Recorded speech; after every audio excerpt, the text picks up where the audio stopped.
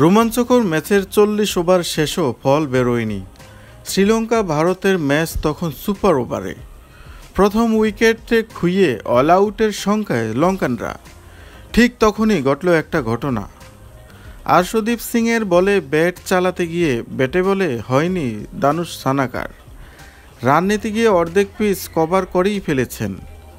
তখনই সঞ্জু স্যামসনের থ্রোতে ভাঙল স্ট্যাম্প। তবুও রিভিউ নিলেন সানাকা। তার ফলে তিনি বেঁচেও গেলেন। ক্রিজের অনেক বাইরে থাকতে স্টাম্প ভাঙলেও রান আউট হলেন না সানাকা। বিষয়টা গতরাতে বেশ বিভ্রান্তি ছড়িয়েছে। সানাকা যখন মাঝ পিচে তখন স্টাম্প ভাঙার আগেই বাংলাদেশি আম্পায়ার গাজী সোহেল তাকে আউট ঘোষণা করেন। তখনই রিভিউটা নেন সানাকা। থার্ড আম্পায়ার হিসেবে দায়িত্বে ছিলেন আরেক বাংলাদেশি আম্পায়ার মাসুদুর রহমান মুকুল। তিনি তাকে নট আউট ঘোষণা করেন। তার বেঁচে যাওয়ার কারণ হচ্ছে তাকে গাজী সোহেল আউট দিয়েছিলেন কট বিহাইন্ডের আপিলের সুবাদে। আর্শদীপের আপিলের কারণটিও ছিল সেটা, রান আউটের জন্য নয়। সেটা জানতে পেরেই সানাকা রিভিউ নেন। সেখানে দেখা যায় তার ব্যাটে বলই লাগেনি, যে কারণে কট বিহাইন্ড তো বটেই, রান আউটের জন্য তাকে নট আউট ঘোষণা করা হয়।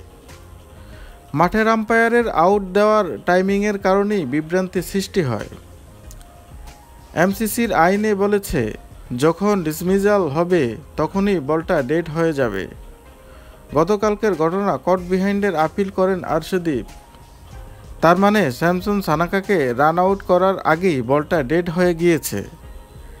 রিপ্লেতে যখন দেখা গেল সানাকার ব্যাট বল লাগেনি, তার ফলে নট আউট ঘোষণা করা হয় তাকে। তবে বিষয়টা ভারত অধিনায়ক সূর্যকুমার যাদবের মনে ধরেনি। সঙ্গে সঙ্গে তিনি চলে যান আম্পায়ারের কাছে। তার কাছে জিজ্ঞেস করেন কেন সানাকাকে আউট ঘোষণা করা হয়নি। যদিও সানাকা সে জীবন পাওয়াটাকে কাজে লাগাতে পারেননি। পরের বলেই আউট হয়েছেন ডিপ থার্ড ম্যানে ক্যাচ দিয়ে। সুপার ওভারে নির্ধারিত 2 উইকেটে লঙ্কানরা তোলেন মোটে 2 রান। ভারতও 3 রানের লক্ষ্য তাড়া করে ফেলেন 1 বলেই।